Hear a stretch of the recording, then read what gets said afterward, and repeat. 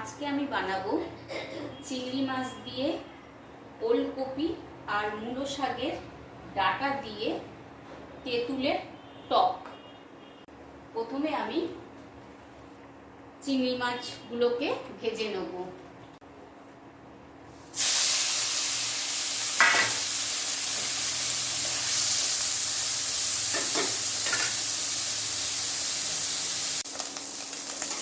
চিংড়ি মাছগুলো আমার ভাজা হয়ে গেছে, এবার আমি নামিয়ে নেব। গরম তেলে সর্ষে ফোড়ন আর শুকনো লঙ্কা দিয়ে দিলাম। এরপর আমি ওলকপি আর মূলোর ডাঁটাটা দিয়ে দেব।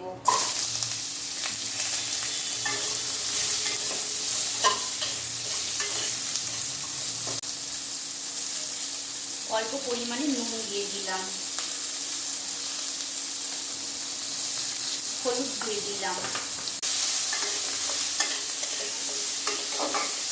ভালো করে নেড়ে নিলাম,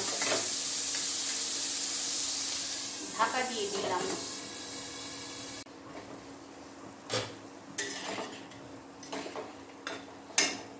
এবার আমি লঙ্কার গুঁড়ো দিলাম, জিরে গুঁড়ো দিলাম, ধনে গুঁড়ো দিলাম।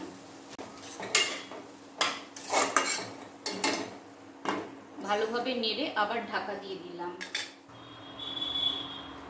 রান্না করতে করতে গ্যাস শেষ হয়ে গেছে, সেই কারণে আবার ইন্ডাকশনে রান্নাটা চড়ালাম।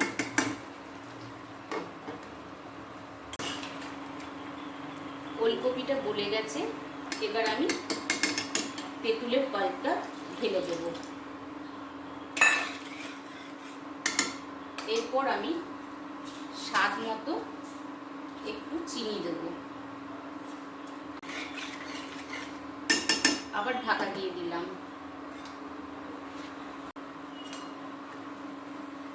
ফুটে গেছে, এবার আমি কাঁচা লঙ্কা দিয়ে দিলাম, ভেজে রাখা অর্ধেক চিংড়ি মাছ দিয়ে দিলাম।